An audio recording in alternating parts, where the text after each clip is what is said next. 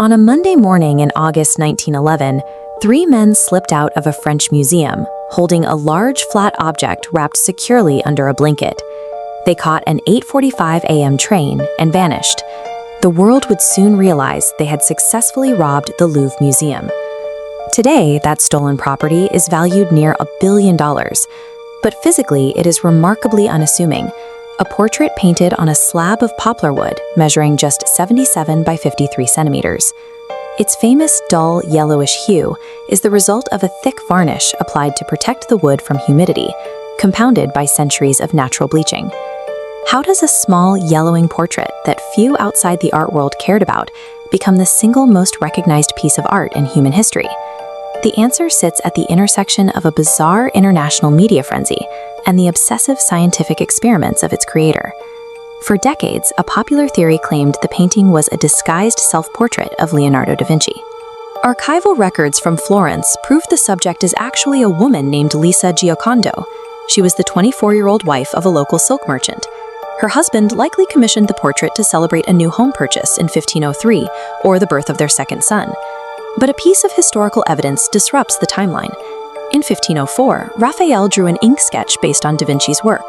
The woman strikes the exact same pose, but she is flanked by two prominent Greek-style columns.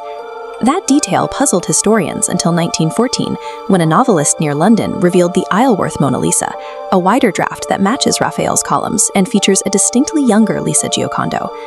The existence of this earlier draft shows Da Vinci used the merchant's wife as a prototype.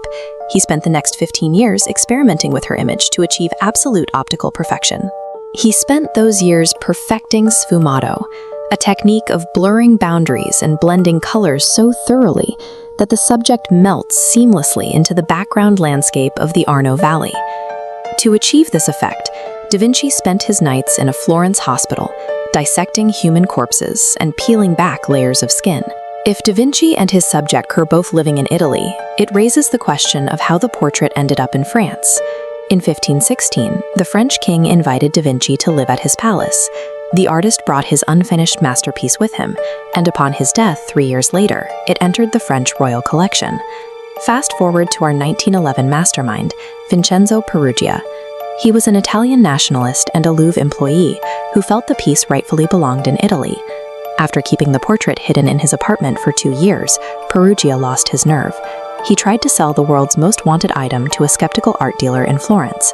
He was caught, served 6 months in prison, and the painting was hung back on the museum wall in early 1914.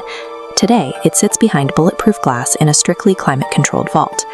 Before this massive 2-year international manhunt, the general public paid almost no attention to the portrait.